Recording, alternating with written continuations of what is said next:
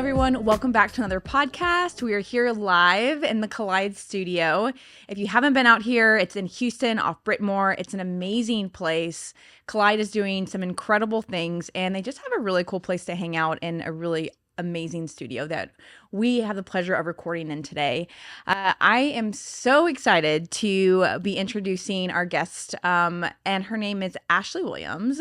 She is the Vice President of Sales and Marketing at UVL. And she fell into the oil and gas industry kind of on a whim, and has a really incredible story to share with us today on how she worked her way up. And it's really one of those that kind of surprises you. And I think this is what I love about the podcast is learning how people really fell into the oil and gas industry and made a big success. And Ashleigh is one of those. So Ashleigh, thank you so much for joining us today. Awesome. Thank you guys so much for having me. I know we've been kind of going back and forth and trying to get a solid date on the books, and we've definitely been looking forward to this. Yes, we're super excited to get to know a little bit more about you, and that's something that you don't share necessarily with the world. You're good at doing PowerPoints about the business, but it's always interesting when we have guests because they're like, we don't ever get to talk about ourselves. So I know this is a little different for you, but we wanted to know a little bit about your background. You know, you grew up in New Caney, I think is how you say it, Yes. with a strong, family unit. Mom and dad worked, and what was interesting is your dad worked at Chevron and he worked offshore, and that life of working offshore is they're gone for multiple times out of the month, or it's quite cyclical, so your mom really took on a lot of the responsibilities while your dad was out working. Can you tell us a little bit about just the work ethic and just the sacrifices that you saw your parents put to raise you to where you are today, and maybe how like your childhood played into who you are as an adult? Absolutely. So, probably first and foremost, I should definitely give a shout out to my parents. I know my mom, she's definitely She's gonna watch be sharing this this with all of her friends. And so, just to say a little bit about my family, like I owe everything I am to them. I did have like a wonderful upbringing. Two parents, very loving, adoring, still to this day. And my mom, she was like the real backbone of the family. And to this day, like she will stop everything she needs to do to help somebody else out. And it's great because I have two little kids, 7 and 3, Bennett and Ashlyn. And if I need to travel or I need to do something, you better believe mom is going to be there to help out. So that's been amazing. And then my dad, he started with Chevron when he was 18. And one thing that taught me was it was really hard as a kid. He would leave, I think the longest stint he ever did was 30 and 30, but it was normally 14 and 14. And so he definitely missed a lot. But one thing that he taught me was when he is home, it's about the family, and that, hard work and determination like will always win. And it's just something that's always stuck with me. I love that. And it's so seeing your dad in the oil and gas industry, did you ever think that you would be in the space that, he was in while you were growing up? Not really. I had no idea, like you had mentioned in the intro, like I totally fell into this. And I will get into that. But I always kind of grew up originally thinking like I love animals. I want to be a marine biologist. I want to work at SeaWorld. And then that shifted to nursing. And then, like I said, just kind of fell into it. And I love the oil and gas industry, and I just can't imagine doing anything else now. What I really loved when I was listening to you when we first met was you talk about sports and how they played a huge role. And I myself played volleyball in college. And so I could really connect with what you were talking about on like the leadership skills and what sports taught you. And, you played volleyball, basketball, you were year round, with teams, having to meet new people and having to work together as a unit. Looking back at that time, and what has sports really taught you, and how have you used kind of those skill sets today in the sales environment that you're in? Yeah, so couple of things. So I'm super competitive, almost to a fault, probably. I hate to lose. But then again, I would tell you that, like, being in business development, I think that that plays a huge role into your success, because everybody that's in this is like, obviously, you want to win. But the most important thing that I did learn is like staying focused under pressure, but being self-disciplined. And more importantly, is it's all about your team. You kind of want to make sure that everyone's committed to the same standards. Everybody wants to win. Everybody understands what their role and responsibilities are on that team. And I'll tell you, a previous vice president within our organization on his way out the door, and he's wonderful. But one thing he sat down and told me, and I'll never forget this day. He sat me down on a couch. We were in our Houston office, and he said, "I know you're trying to build a team right now." He was like, "But you're never going to find anybody like you.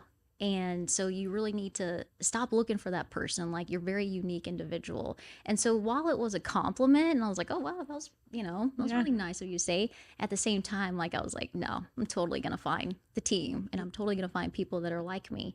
And I will say that my current boss, he's the president of our organization, Colby. He's wonderful. He's given me the bandwidth to go out and build the team that I need to build right now.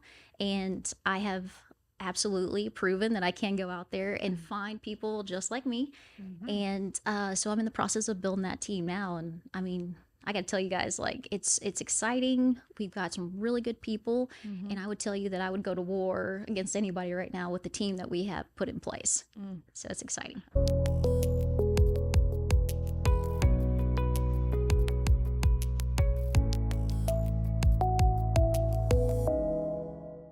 Wow, that's amazing. I was actually interesting when you were saying that about like you can't find people like yourself, etc. I thought that was like the end of it. Like, oh yeah, it's true. It's really hard to replicate, how amazing you are. But then as you evolved it, it's like, no, there are so many other people out there. You just gotta look for them. There are diamonds. You just gotta look for them around. So it's cool to hear that you were actually able to say like, no, I can build a team and just find the right people, because your team will be everything. It's the success of the company.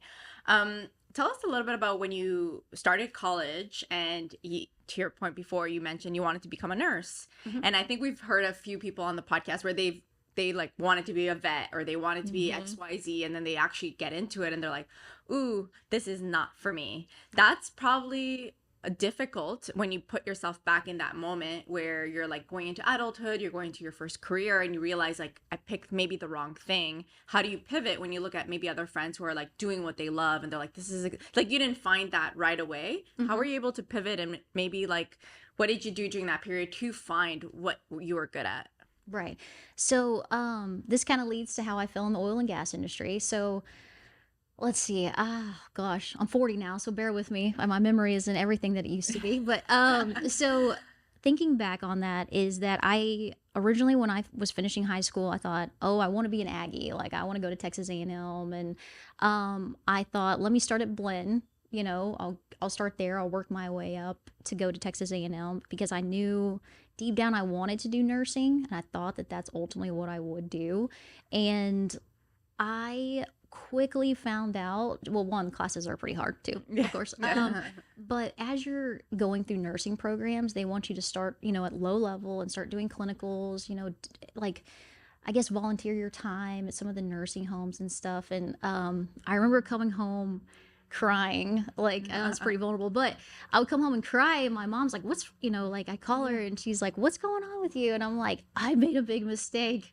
I can't deal, I wanted to work with people and I want to help people, but I quickly learned that that field was not for me. Like, if you can't, hold it together for those people and help them the way that they need to be helped. And what the great thing was, is I was able to pivot and say, you know what, though, it's not the end of the world. Like, yes, I've thought about doing this for years and it didn't work out, and that's okay.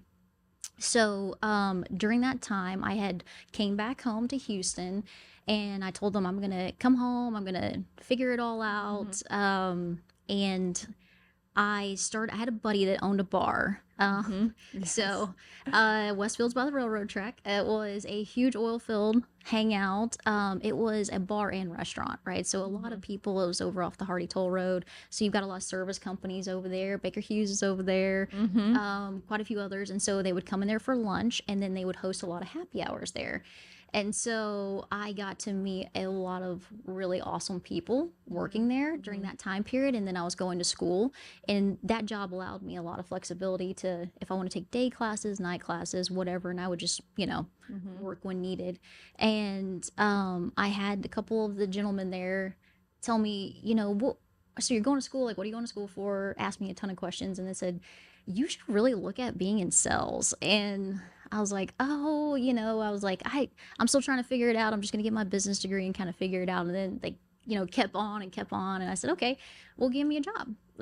So that's kind of what it turned into. And so this one particular gentleman there, his name was Chris Walker. And so the way that our company works is that we have company stores and then we have commission agents. And so Chris Walker was a commission agent for our company at that time. So he wasn't a company employee per se, but he was leased to, it was Venture Transport.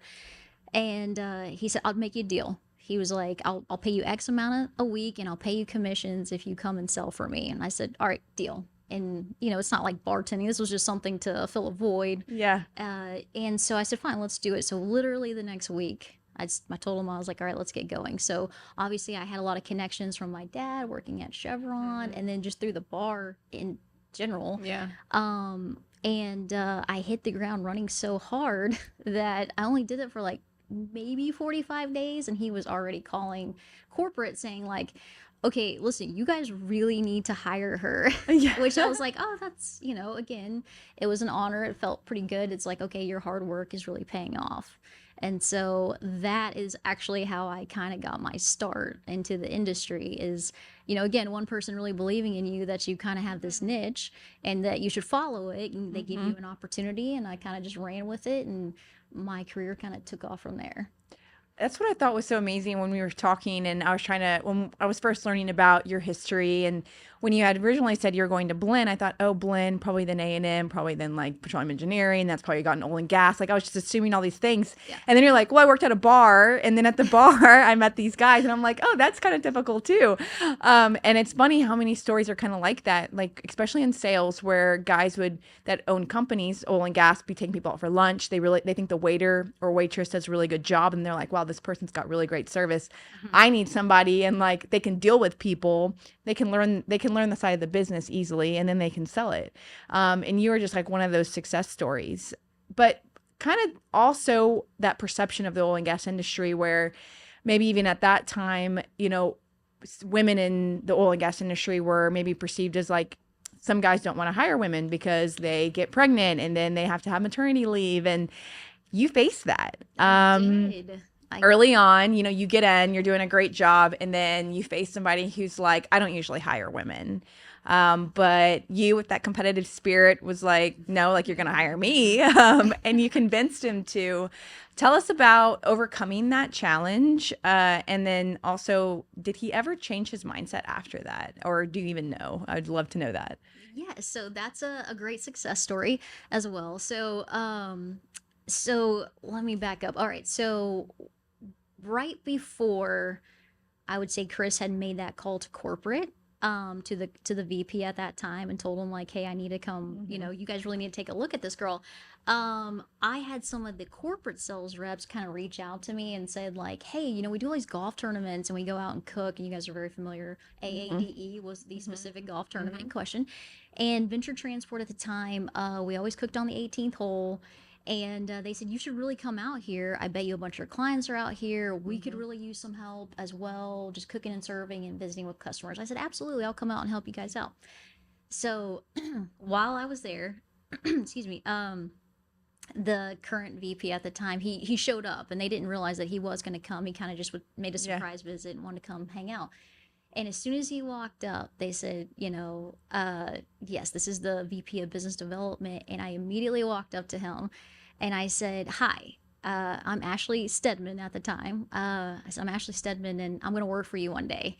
And he immediately grabbed his head and he was like, oh my God. Like, he was like mortified that I had came and told him that. And he was like, man, you sure are confident about that, aren't you? And I said, I'm very confident about that. And he was like, well, let me tell you something.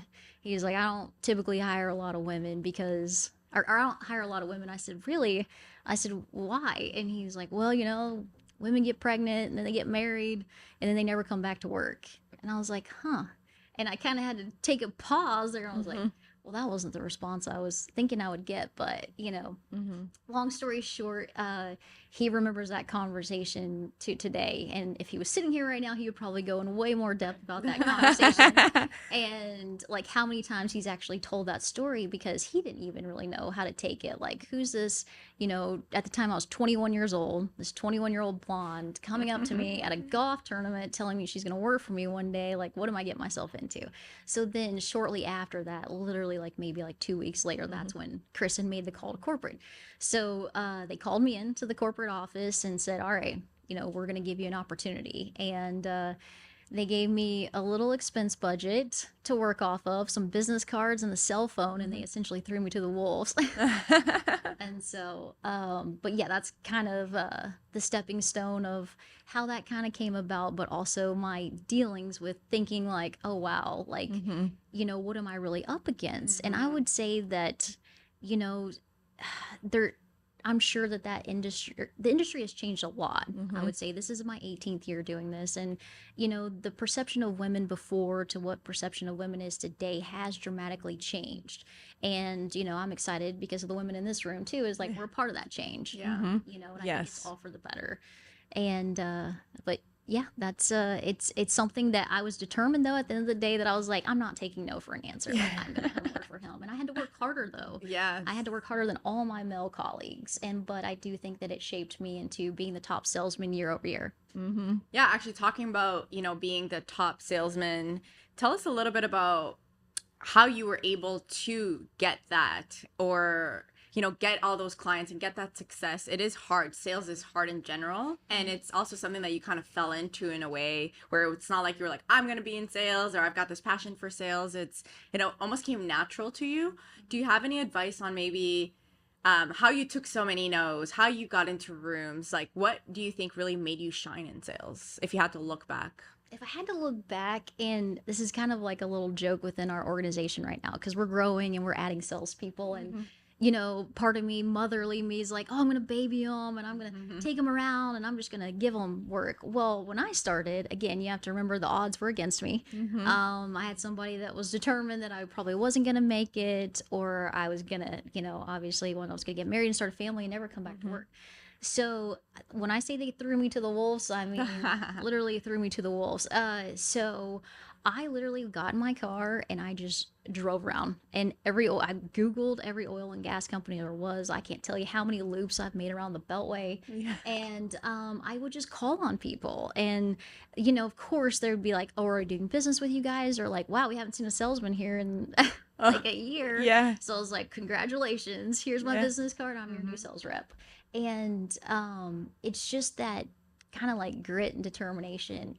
I don't like to hear the word no, but I cannot tell you how many times people have told me no. But to me, in sales is like, you just need to keep going. Like, I mean, professionally, obviously, you want to kind of read the room and understand, like, what does the client really want? Try to ask the right questions. I think it's important because relationship plays a huge role in everything that we do.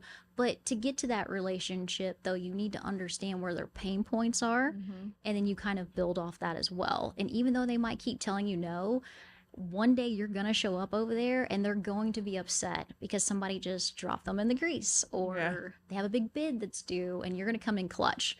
And when you save them from something, like that solidifies the relationship for years to come, unless you mess something up too. And but we don't mess things up over at UVL. So I love that. It's so true though. It's like, it's that constant keep showing up, because at some point something's going to happen. And it's, if you're the one like last man standing and still knocking on the door, you're going to get the chance. And that's definitely, I could see that in your personality, like that grit of like, I'm going to keep coming. You're going to probably keep telling me no, but eventually it's going to lead to a yes. Yes. And being honest too. Like, I just cannot express that enough, is that, for us, we're on the logistics side. Okay. It's trucking. We are one of the largest oil and gas trucking providers there is in our space, but we do make mistakes and we do have trucks that show up late. And am I proud of that? No. But to me, like, you build that relationship with the client and you reassure them that it's not going to happen again, and you just tell them the truth. Nobody wants to keep hearing that the truck had a flat tire. The truck had a flat tire. No, the truck didn't have a flat tire. He overslept. Yes. And this is what happened, and this is what we're doing to mitigate the situation and ensure that it doesn't happen again. So just that honesty is something I would definitely press out. Yeah, and that's so true. And this industry has its fair like mergers and acquisitions, and you yourself went through one. And even from the beginning of your story, you're talking about UVL, but it was a different name when you started. So you've been with the same company the entire process. So you even made it through what was a considerably like hard time, as far as there was a lot of layoffs, a lot of uncertainty. And this was around, I think, 2010, 2011, possibly. And you weathered through it. But for those that are going through that today, because it's happening across the industry right now, what advice could you give to them? And like, how were you able to stay strong and positive during that time? Yeah, I mean, especially if you guys look at the landscape that we're dealing with today, mergers and acquisitions, it's not going anywhere. Every morning when I wake up and look at my email, I'm just waiting for the next notification about who bought who. Thinking back through that, I think it started in 2008, if I'm not mistaken. So I come from the venture transport legacy. And so our company comes from four different trucking companies. It's Venture, Ace, Dynasty, and Texas Hotshot. And so we had an equity firm come in and purchase those four companies, and they left us separate for a little while. And then about 2010, they started merging the four companies together, and we were huge. I mean, we had over 4,000 trucks, to put that into Wow, perspective. that's massive. And I want to say that like we may have had like 42 salesmen.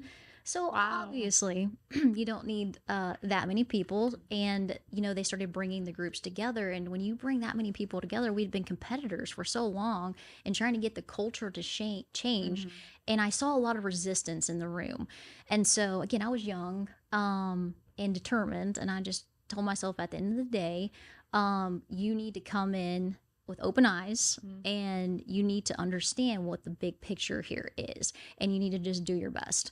That is all you can do. You cannot control the outcome of whatever is going to happen, but if you're putting your best foot forward, everything will work out the way that it's supposed to.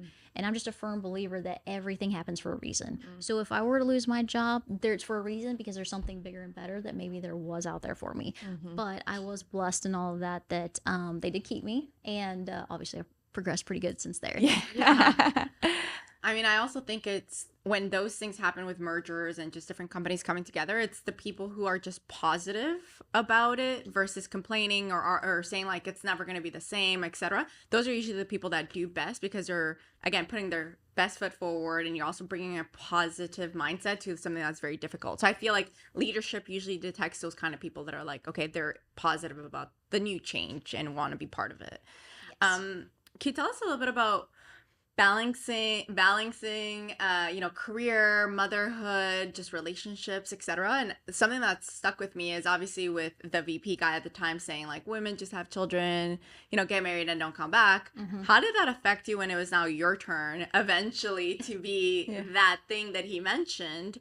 I assume there was a lot of like weight on your shoulders on, I cannot be that, I cannot stay home, like, I don't know, maybe was there that stress of maybe that thing that he said that just like lingered all these years, and then when you found out you were pregnant, were you like, oh, I am that woman now?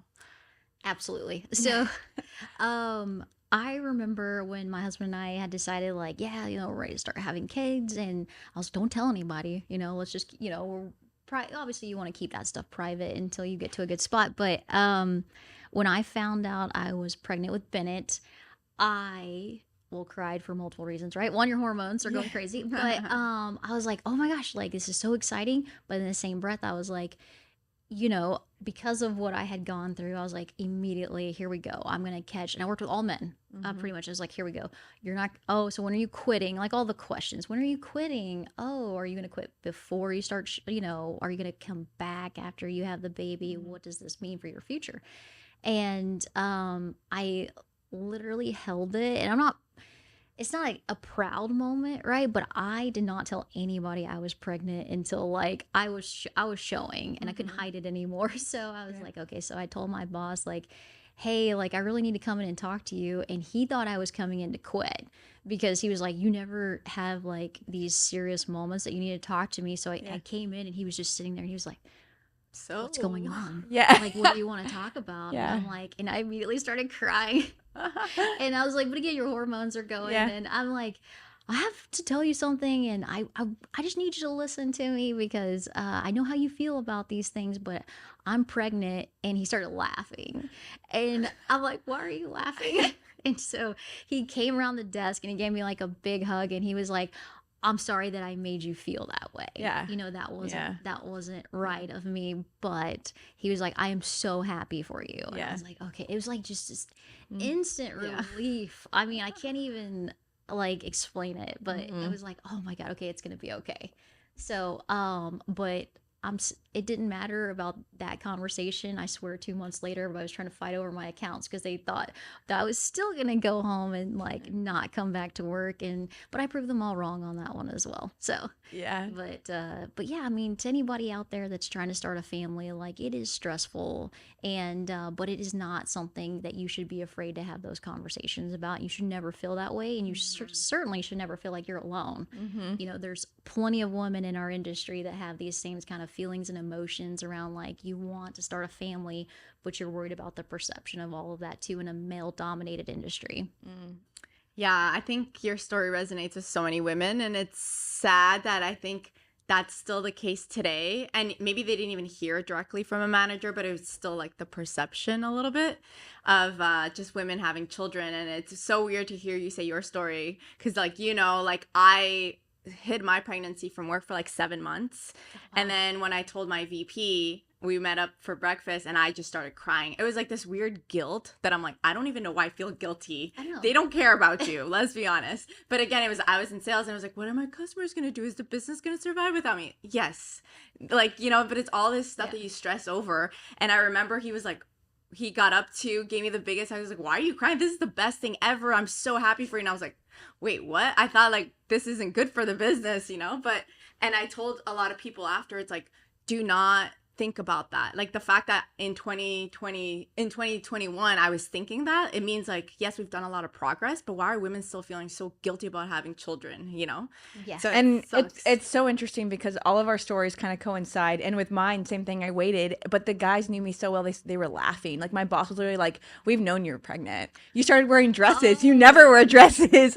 And they all had wives that all had like 4 or 5 kids. So they were all like, "We've known Jamie. We've just been waiting for you to tell us." And I felt like I was like, I'm so stupid. Why did I like try to hide it? Yeah. And then with my second, I was like right away, like, yeah, I'm pregnant. It's so good for us to share these stories so people understand like you should be comfortable, and it shouldn't have to wait for my second child for me to be like, oh yeah, I'm pregnant. Like I should have done that in the beginning. And it should be a happy moment. It shouldn't be this moment that you're scared of like, what am I gonna do? And so you have 2 children, right? Yes. And also you went through a divorce, I believe, even when you took on one of your big roles. So I did. I mean, there was a lot going on at the time when you were also like getting a promotion that you had really been wanting, and then having to deal with like the home life and the situation there. And that is unfortunately really common as well. And some people just don't know how to deal with it or express it at work, because it's another one of those moments. And it always feels sort of awkward when you have to share something so personal with your colleagues or your boss because they start wondering like what's going on. Tell us about like your career and like being focused on like that movement and always getting kind of that promotion and being so successful, and then having to also deal with like what's going on at the house, and managing that time, because especially with the second, it can become like a little bit more difficult on like schedules. How were you able to just like juggle that? Yeah, so I'd first like to say that I really don't think there's a true work-life balance per se. I think it is whatever you make it.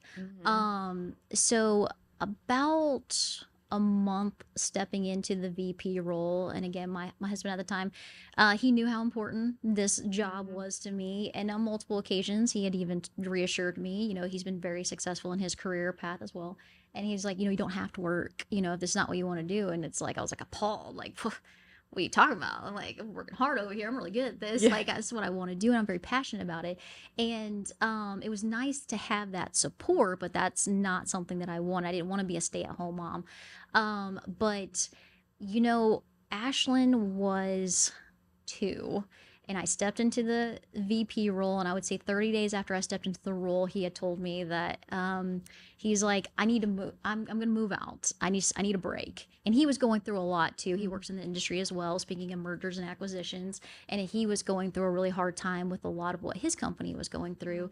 And, you know, with having 2 young children and trying to figure out the work-life balance, the one thing I would say the divorce has taught me is to really do some self-reflecting too, and looking back at those times, because it is very easy for young, driven mothers who have a great career to fall when you have young children and you're married. Is like, you guys ever heard of like you fall into the roommate status? You ever heard that cliche? Well, we absolutely did kind of fall into that realm where it was like we're just living together and we're just like raising these kids. And to me, I was like, this is just a season, right? Like, Yes. it's really hard. Ashleigh had colic. She did not sleep. She is to this day very, very busy. Like, I'm pretty sure I actually bought her one of your CEO future CEO shirts, because like that's what she totally just like when I look at her, I'm like, you are gonna run a company one day.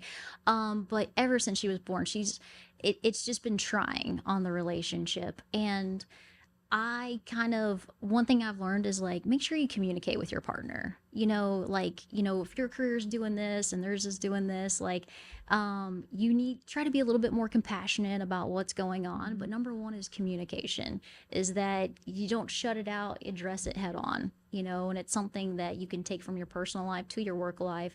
Is just making sure that like, don't just keep it all bottled up inside. Like, what you're going through is hard.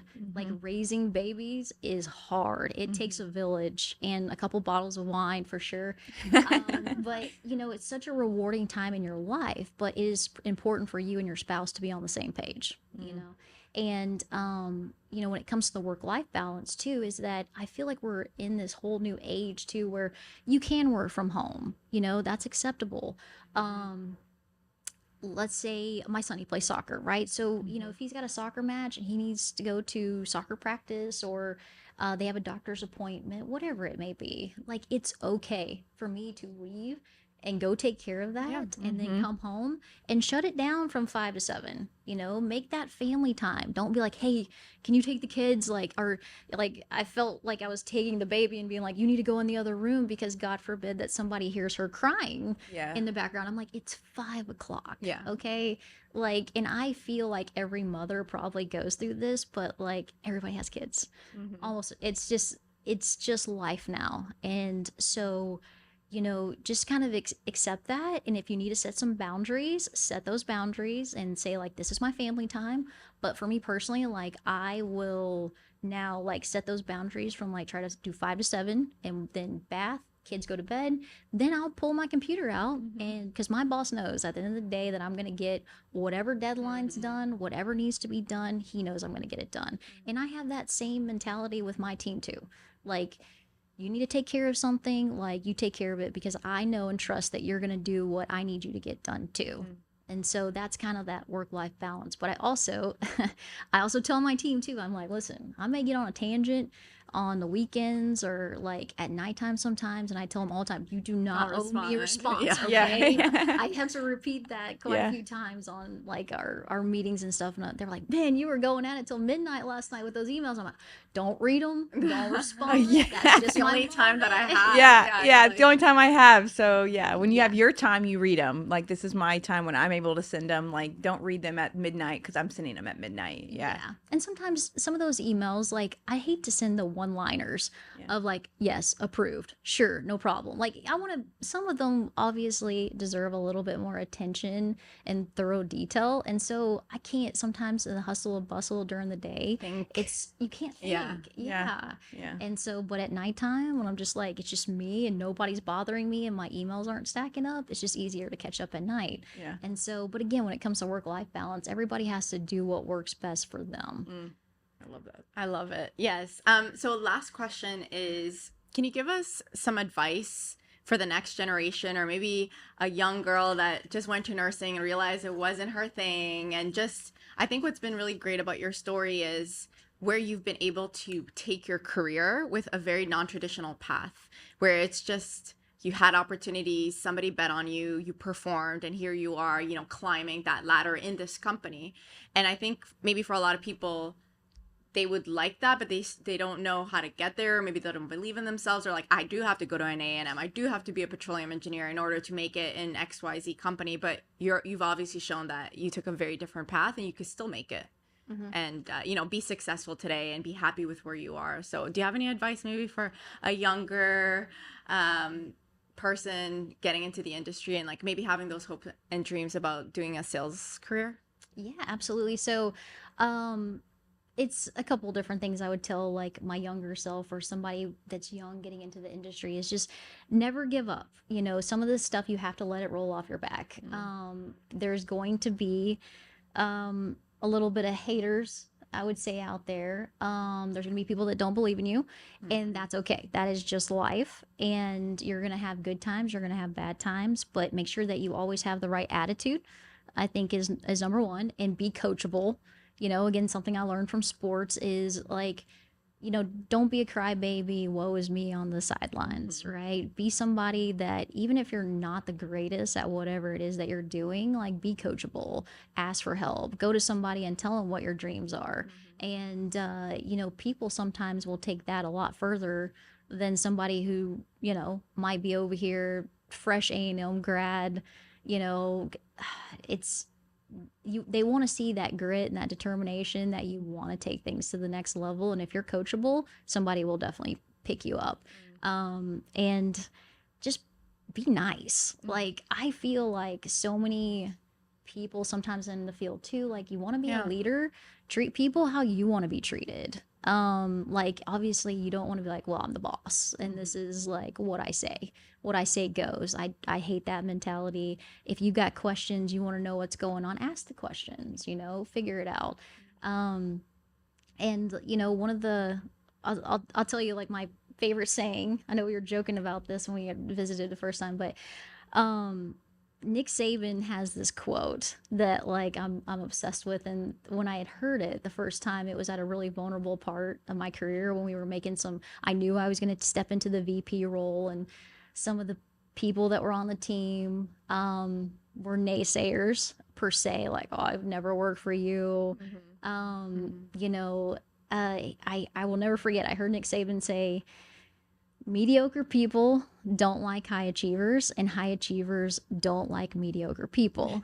And it just is something that kind of resonated with me personally. And I'm like, you know what? He is like spot on. But like in his quote, he continues to go on about like when he's talking about spring practice, and he was like, I want to put the right people in the right seats, and I want to put the right people on the bus.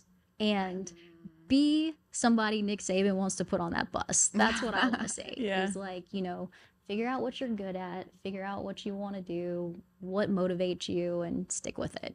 I love it. And I feel like through your whole story, there's just so much there that in my own career I have seen, and I guess because I've been in sales my entire career as well, and the whole you're not going to find somebody like you has always been a comment that Massiel and I had probably both received. And to your point, you can find other people that do have the same ambition and the same drive and stuff that you can have as well, and build that team that you so want. And I think sports have really taught you that as along the way, because when you're playing with a team, you always have other people that are better than you, or people that are good at one thing and then maybe you're better than them at another, and all of that is what really puts a good team together and a winning team.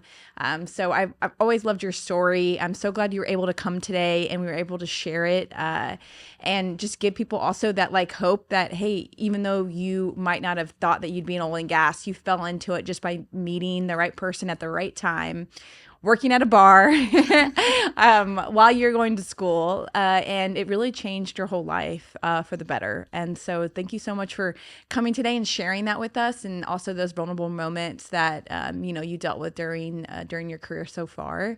And I think it's going to resonate with a lot of people. So we really appreciate it, Ashleigh. Thank you so much, Ashleigh. Absolutely. Thank you guys so much for having me. Thank you. And if you like this podcast, please like, subscribe, leave us a comment. We love to hear from you. Catch us on LinkedIn, Flipping the Barrel at gmail.com. You can email us. And our website, www.flippingthebarrel.com. And we will catch you on the next episode. Thank you, guys. See ya.